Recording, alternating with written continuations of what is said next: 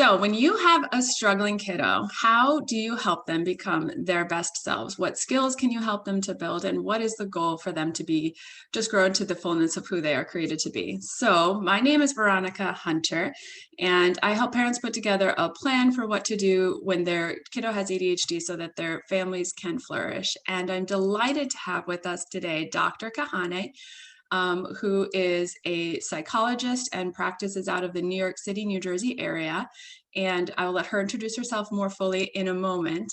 But let me just tell you how I met Dr. Kahane. I met her when my child was 7 years old, and I had met several other psychologists beforehand, but working with her had been truly transformational. I went to her because my kiddo was in school, playing with his shoelaces, not paying attention in class, coming home and having challenges, getting into stressful interactions at home too. And then after having worked with her with both myself and my son through some of the programs that she'll share about with us later too, our family was able to transform. And I felt like I had this good vision of what is needed to help the kiddo become his best self. And I'm delighted that she is going to share that and unpack that for us together here today. So welcome, Dr. Kahane. Hi, Veronica. It's great to be here, and thank you for inviting me to speak today. I think you just shared actually one of the very first things that's important to help our kids become the best selves they can be, which is parents tuning in to their children and recognizing when their children are having difficulty, and recognizing that with that awareness and helping that child become aware, they can really help that child shift and learn to overcome whatever challenges they have. And I think that moment for you, Veronica, that you described so beautifully in terms of watching your son fiddle with his shoelaces and kind of not being able to tune into everything that was going to what he needed to be tuned into at that moment, perhaps, was you as a mommy being sensitive and aware to something that maybe he needed. And so I think that's the first step. And actually, I'm the founder and director of the Kahane Center, which is an integrated kind of mental health center in Englewood, New Jersey. And I practice there as well as in New York City. And the first thing we do is we actually do a 3-part consultation at the center, which is we start by just getting a full understanding and background from parents. Then we meet with the child once, and then we meet with the parents and give them kind of a sense of our impressions and recommendations in terms of how to best help their children. Mm-hmm. So, yeah. I think I was surprised at first, not surprised, but I mean, I loved the process. But honestly, I was a little bit surprised when it wasn't focused on my kiddo, because like I went there to talk mostly about my kid, and then it was much more comprehensive than that was the big revelation that happened from interacting with you. So, can you share what is possible for our children if we're in general, if there's other parents out there that are feeling like their kiddo is struggling, can you share like what is the potential light at the end of the tunnel?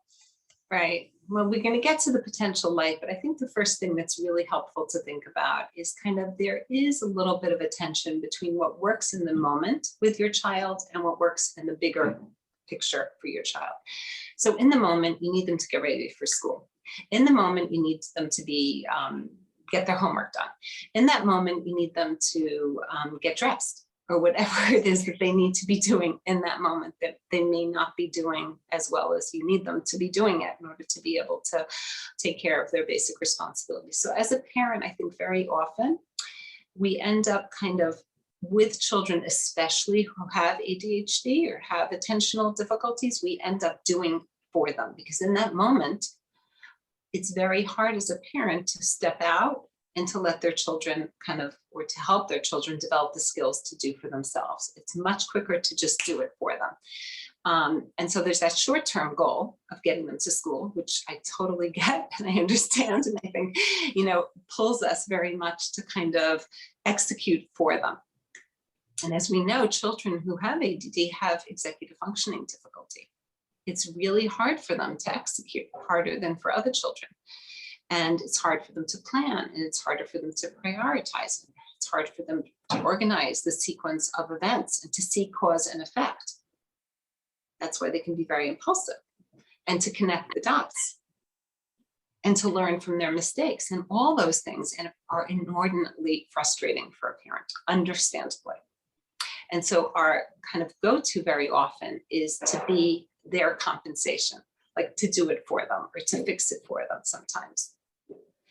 And so it's about, and in the long term though, what do we want?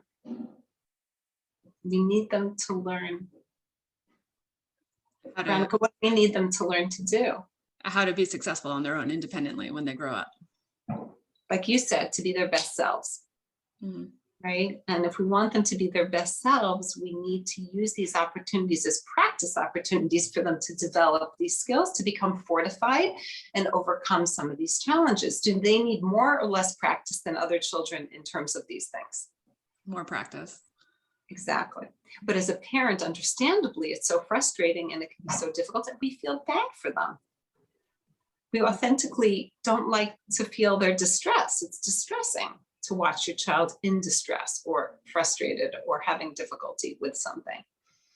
So there's that tension very often between what works in the moment and what works in the long run. And that's something that I very much feel is a very big piece of the key to unlocking helping children with ADD, is helping parents navigate that, because it is a balance. Can't always, right? And it's about how to learn skills and strategies to help your children in those moments, use those moments as practicing opportunities. Because there's so much neuroplasticity to our brains, to to children's brains in particular, where they can learn how to rewire their brain. And that's kind of a long-winded answer to what you asked me, which is what do I see as the potential kind of long-term light at the end of the tunnel, which is, thankfully, after being in practice for 25 years more, I can easily, readily, and confidently say to you that there's a beautiful light at the end of the tunnel with support and active teachings and help, for sure. I have had many, many children at this point who started off really, really struggling in terms of their ability to attend and to follow through and to organize themselves and prioritize and pay attention in school and all the things that, and to be social for similar, that's a whole nother piece of kind of ADD sometimes for children. Mm-hmm. And okay. Yeah, go ahead. I was just going to say, as you were talking about kind of that in that moment and the draw between short-term goals and like maybe long-term goals and practicing, I think one of the things that you and I had discussed in the past was defining success. And I think that, could you talk a little bit more about that? Because that just helps me feel a little bit better. Absolutely. Absolutely. And not just you, Veronica, it helps you feel a little better. I think it helps all parents feel a little better, because parenting is the most difficult job you'll ever have, for sure. And I think very often parents kind of can be very hard on themselves, and they mark their success with their child, not based on them practicing a skill, but based on their child's response. So if their child responds positively, oh, it works. And if their child responds negatively or doesn't do what they want them to do, or doesn't listen, or doesn't learn right away, then it's a failure. It's not working, and I'll try something else. And so one of the things I really believe is deeply, very important, and it sounds like it resonated for you, Veronica, is the idea that if we can mark our success as parents, not based on how our children react to what we're doing, but on the fact that we practice that skill, then ultimately we will be successful with our child. Mm-hmm. We can really give ourselves credit when we practice the skill that we're learning to help our children who have ADD, rather than acknowledge our success based on the fact that they were successful or responded the way they needed to, then ultimately we will be successful. And I think that that's really important. So, for example, if your goal is, or if you're in the moment trying to do something, but you want to help them practice that skill, and you define success as, I'm going to actually be able to pause and put aside that short-term objective, and I'm going to choose to work on this long-term skill and let them practice that, and that becomes your definition of success, then that opens up the possibilities. Is that what you're saying? Exactly. Exactly.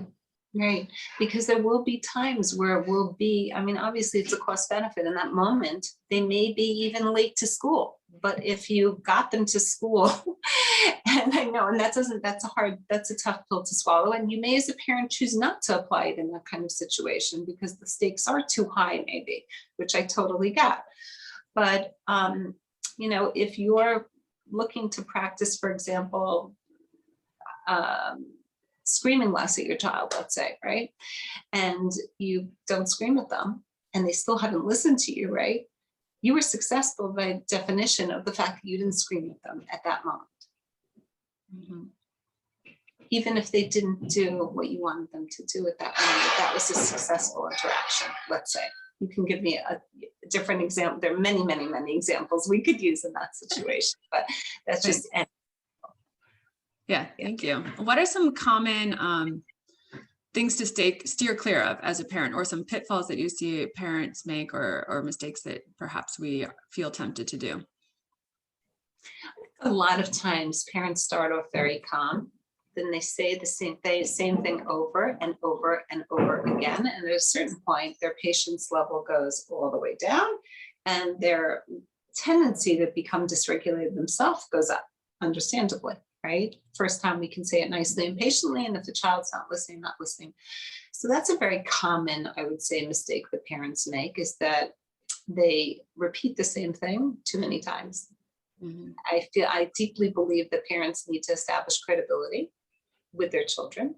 And in order to do that, we really need to be able to say things once, stick with it, and line up our actions with those words. So that would be something that I would say.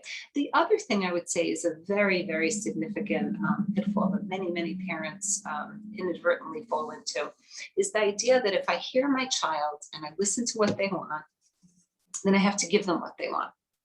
Or if I'm not going to give them, then I can't acknowledge that they want it. So let's say a child wants to stay up late, okay, and doesn't want to take their bath. So a parent will say, no, you have to take your bath. And then they will insist that they take their bath. Or they will say, okay, fine, you don't need to take your bath tonight. But what if they were able to say, I understand you don't want to take your bath tonight. It's hard to stop watching TV or playing on your iPad and going into your bath. And you need to take your bath in 5 minutes.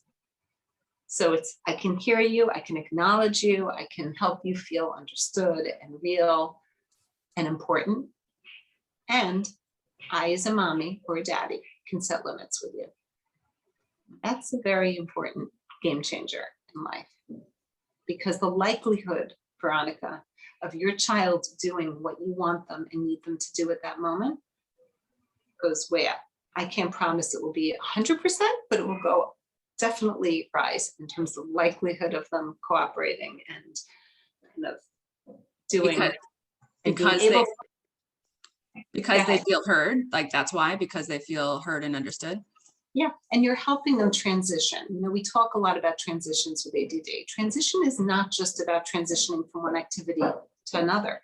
It's about transitioning from one thought to the next in your brain. It's the transition of practice of preparing yourself emotionally for that shift. So you're really helping your children learn how to shift. Mm-hmm. Kids with ADD are often kind of more rigid and have more difficulties, what's called shifting step. So that's helpful in that way as well. So yes, everything you said and that. It sounds like there's a lot of skills from what you just shared, right? There are so many different skills within the child, well, and the parent, but that you're working on at that point in time. Can you name a few of them? Well, it's interesting you asked me that, Veronica. Can you name a few of them? Naming skills is hugely important, because when you have a name for something and you intuitively got that, or maybe also you're a TKC trained mommy, but when you have a name for something, what happens? You can identify it and see it and call it out more. Yeah, you can retrieve it more readily. Right? And that's super helpful to being able to acquire skills. And I'm a big believer in having a language for skills. And actually, that's a good transition for me to talk to you a little bit about a curriculum that I wrote that's an SEL curriculum, social emotional learning curriculum, and an executive functioning curriculum. It's both. And it's called Power. And the name stands for, it's an acronym. So the P is for, do you remember? Do you know? Oh, prioritize. That's right. Yeah. So the P is for prioritize, and it's red. And the O is for organize, and it's green. And the W is for work, and it's blue. The E is for exercise, and it's orange. And the R is for regulate, which is emotional regulation, and it's purple. So each skill set has a different color, so it's color coded. And just the name itself is a tool within a tool, so to speak, right? Because it's an acronym, so it helps kids remember. But there are many, many, many skills within that curriculum that are, each one of them is named, and it's about developing a language of these skills so that kids can begin to learn how to prioritize, how to organize themselves in terms of their things and their thoughts and their time and their space and their feelings. And it's about learning how to work, how to persevere, how to develop the skills they need to tolerate frustration, because that's part of learning how to work, and how to use exercise as a mechanism to help them regulate their attention and emotion, and how to get better at all those other skills as well. And regulate is about their emotional regulation, which without that, obviously, there's no learning that can take place. So that's super important. Mm-hmm. So that program is available just to local people, or you have, what does it look like, and what ages can go through it?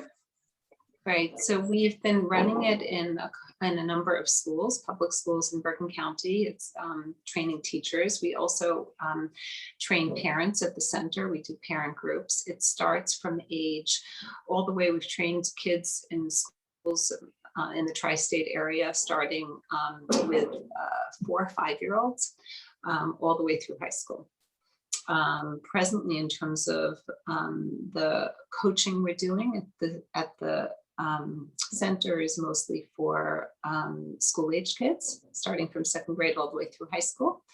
But we also do parent training for children younger than that, in terms of training parents to become empowered parents or power parents, so that they can help their kids learn these skills. Mm-hmm. And you have some information about that available on your website, is that right? Yeah, we have some information available on the website. Absolutely, yes. I know I've looked, and I saw additionally also courses for growth mindset, and that those programs that you mentioned, you can have people available that can work one-on-one with the kids. Has that been remote because of this pandemic that we're in? Yeah, we're hybrid at the center, but the power coaching has been mostly remote. Yeah. Mm-hmm. Exactly. Yeah. Okay, excellent. Thank you so much for taking the time to be here. Any other thoughts you'd like to share before we wrap up our conversation? I think moms and parents in general don't give themselves enough credit for everything that they're doing. And it's hard enough to be a parent when a child is developing without unique challenges. But I think it becomes much harder to figure it out. And it's a process of figuring it out. And I think it's really important that, obviously, if you're watching this, that already says something about you and about everybody who's interested in this group, because it says, I'm going to get better at figuring this out and learn how to support my child in the very best way. And I think that's awesome. So I think giving yourself credit, that's a power skill. It's called pause and praise progress. I would like to encourage everybody who's takes the time to think about these things and develop awareness of helping their kids, and recognizing that that's really what it's about. It's a process. Mm-hmm. Awesome. And, yeah. Okay. Thank you so much. You can find Dr. Kahane at theKahaneCenter.com, right? And that's linked inside the in the description.